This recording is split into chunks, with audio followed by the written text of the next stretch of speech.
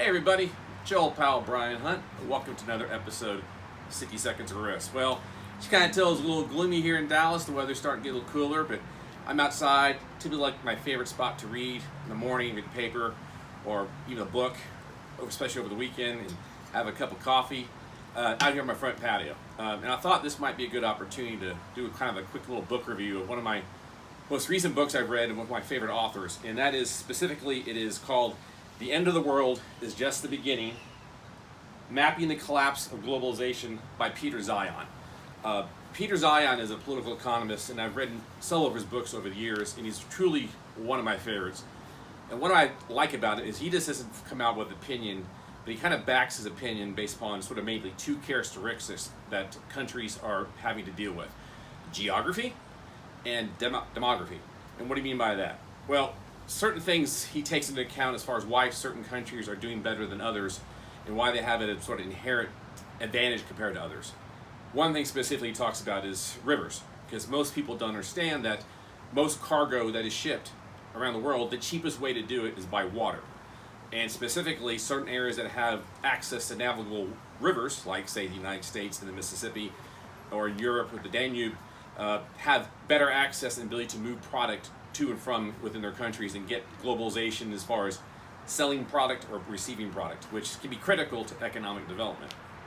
The other aspect that Peter Zeihan talks about is that, end of the day, countries and economies are based on people. And if your population is stagnant or declining, that's not necessarily a good leading indicator that your country is going to grow. And what Peter Zeihan specifically talks about in his book is when he's talking about the end of the world is just the beginning, is what we're starting to already see is that sort of decoupling that's occurring around the world of not necessarily having free trade amongst all countries, while certain sectors are distancing themselves from others, or we're trying to separate from others. Specifically, think about what's happened in the past couple of years with China and COVID and lockdown and disruption to supply chains. So therefore, the question is, countries have to ask, are you truly reliable? Can you truly rely upon product coming out of Southeast Asia, or specifically product that's coming out of China? And so in this book, he talks about what is probably going to happen going forward, and specifically that a lot of the benefits might be to the United States and North America respects to more manufacturing coming back. And when you take into account energy reliance, energy independence that the United States has developed through shale, actually he's pretty positive respects to what the future is in the United States. Other countries, not so much. And specifically, one thing I've really liked about Peter Zeihan, he talks about geography as being a lean force to respects to why has Russia invaded Ukraine. He could go back to his prior books when he's talked about Putin's desire to reestablish the old Soviet Union, and specifically how land in the Russians' eyes it equates to security.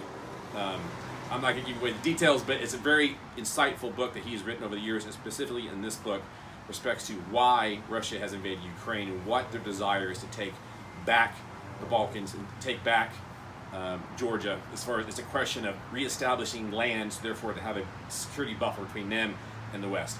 Again, it's The End of the World is Just the Beginning, Mapping the Collapse of Globalization by Peter Zeihan. I can't recommend this book, and I can't recommend him enough. He also has, you can find him on podcasts, and he has a monthly, it's actually almost a daily newsletter, and he posts on Twitter quite regularly. Very insightful, very forward-thinking. People tell me I do two things really well. I know a lot of people, and I help connect the dots. If you're watching this, therefore it's kind of a testament that I know people, but connecting the dots, it's all about getting different perspectives and trying to be intellectually curious, and stuff like Peter Zeihan and other political economists help me sort of connect the dots so I can give that information back to you and my clients. I hope you enjoyed this. As always, if there's a topic or individual you want to see on LinkedIn, please let me know. You can also find these videos on YouTube, and also subscribe to my these get posts on Twitter as well. Until next time, guys.